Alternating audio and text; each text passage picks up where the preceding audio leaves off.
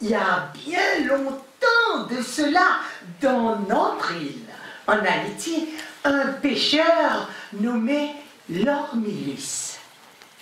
Il avait coutume de lancer ses filets chaque soir au large du vieux port.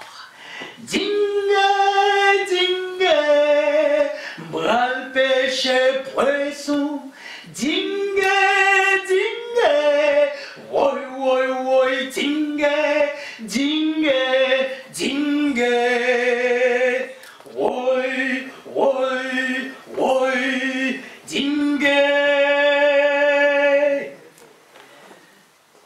Depuis quelques mois, le pêcheur Lormilus se désolait. Dans son filet, il ne ramenait qu'une ou deux sardines et beaucoup de varechs, d'algues vertes, jaunes, vertes. Ouais. Papa, mon Dieu, la vie arrête.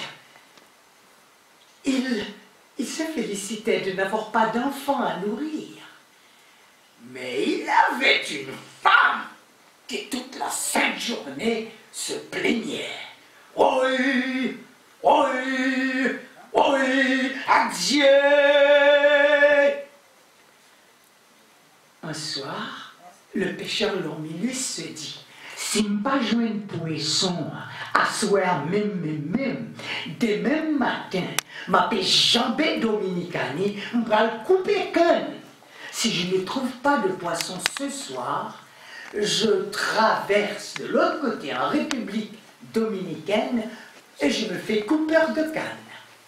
Et il pousse sa barque sur l'eau striée d'argent, avec les étoiles pour seule compagne, et dans un silence brisé seulement par le froufrou des poissons volants. Le lendemain matin, le pêcheur Lormilus n'a rien pris et il s'est endormi au fond de la barque, les cordages à la main. Soudain, un coup de tonnerre déchire le silence. Une vague submerge presque le canot. Lormilus se réveille en sursaut. En face de lui, plus grande qu'une baleine, une femme poisson, une femme thasard, le dévorant de ses yeux verts, lui sourit et chante. Papa Milis, t'as-moi là, moi dit, Papa Milis, t'as-moi là, c'est moi-même, la reine poisson, vite chercher où, Papa Milis, la guenassou, jette tes filets. La reine des poissons, celle qui a servi les pêcheurs pour l'éternité, celle qui comble celui qu'elle a choisi, celle dont l'amour est éternel, celle qui comble celui qu'elle a choisi, celle qui ordonne et à qui l'on obéit. Subjugué, fasciné, le pêcheur Lormilus lui obéit, il lance ses filets et ramène bleu, vert, rose, mais des dorades, des rougets, des bariolets, des capitaines et des capitaines et des capitaines, une barque débordante de poissons. Lormilus jure fidélité à la reine des poissons et lui promet de revenir chaque matin au pipirite chantant pour pêcher à ses côtés. Ding, ding, messieurs, dames, la voix. Ding, ding, woi, woi, woi, ding, ding, ding, ak la reine pêche poisson. Ding, ding, woi, woi, Messieurs, dames, là. Dingue, dingue, oi, oi, oi, dingue, dingue, dingue, oi, oi, oi, dingue, dingue, dingue, oi, oi, oi, dingue. Le pêcheur Lormilus n'a plus le même homme. Il rayonne de bonheur, on le salue dans la rue, et sa maison est accueillante. Mais sa femme, jalouse de la reine des poissons, sa femme lui demande de cesser de pêcher. Leur fortune est faite. Oh, Lormilus refuse. Elle l'implore de rester un jour à ses côtés. Lormilus refuse. Alors, elle prétend souffrir d'un mal incurable.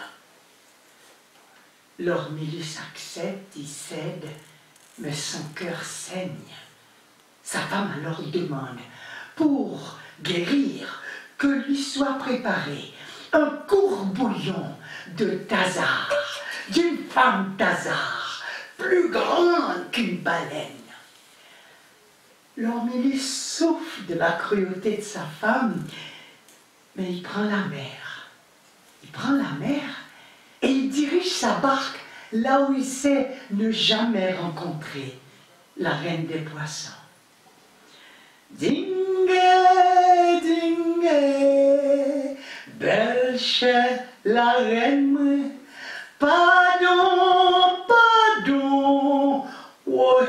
M'oublier où.